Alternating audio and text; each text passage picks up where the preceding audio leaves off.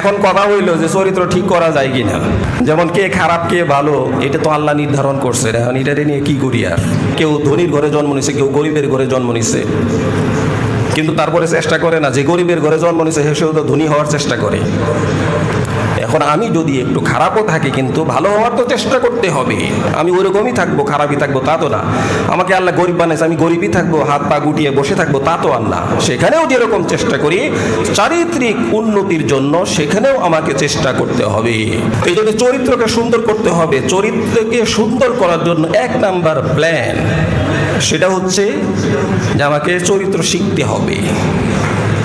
চরিত্রে কোনটা ভালো কোনটা খারাপ আমি চাকরি করার জন্য, ব্যবসা করার জন্য তো শিখি। এই জায়গায় আমাকে চরিত্রকে শিখতে হবে। চরিত্র আমি কিভাবে শিখব? কার চরিত্র কেমন, কোরআনে চরিত্রের কি আলোচনা আসছে, হাদিসে চরিত্রের ব্যাপারে কি বলা হচ্ছে, এইগুলি আমি শিখব।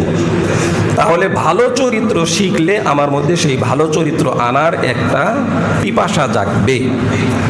2 নম্বর হচ্ছে রসুলের অনুকরণ করতে হবে। রসুলকে মডেল মানতে হবে, আদর্শ মানতে হবে। রসুলের আদর্শ কেমন ছিল, রসুলের চরিত্র কেমন ছিল, এটা হচ্ছে 2 নাম্বার। চরিত্রকে উন্নত করার, আমি ভালো হব, আমি চারিত্রিকভাবে ভালো মানুষ হব, 2 নাম্বার।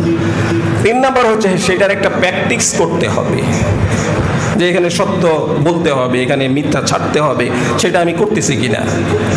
পারিবারিকভাবে আমি আমার চরিত্রকে ফিট করতে হবে, সামাজিকভাবে চরিত্রকে ফিট করতে হবে, এই জায়গায় আমি কি করতেছি, 3 নাম্বার। আর 4 নাম্বার হচ্ছে আমার চরিত্র সুন্দর হওয়ার জন্য আল্লাহর কাছে দোয়া করতে হবে, হে আল্লাহ আপনি আমার চরিত্রকে সুন্দর করে দেন। এই জন্য আয়নায় মুখ দেখার দোয়া আছে। মুখ দেখার দোয়া কি? যে আল্লাহ আপনি আমার চেহারাটা যেরকম সুন্দর করছেন চরিত্রটাও সুন্দর করে দেন। আল্লাহু আকবার। রসুল কত সুন্দর দোয়া শিখিয়ে দিয়েছে যে আপনি আমার যেরকম চেহারাটা সুন্দর করছেন, আয়না যখন মুখ দেখতে যাবেন তখন এই দোয়া করতে হবে যে হে আল্লাহ আপনি আমার চেহারা যেমন সুন্দর করছেন চরিত্রটাকেও সুন্দর করে দেন। তো আল্লাহ তাআলা চেহারা কি কারো খারাপ নাকি? সবার চেহারাই সুন্দর। আল্লাহ কি বলছেন? লাকাদ খালাকনাল ইনসানা ফি আহসানি তাকওয়িম। আমি সমস্ত মানুষকে, ইনসানকে সুন্দর অবয়বে সৃষ্টি করছি। সে কালো থাক, ধলো থাক, যাই থাক, কিন্তু আল্লাহ সৃষ্টি করছেন সমস্ত মানুষই সুন্দর।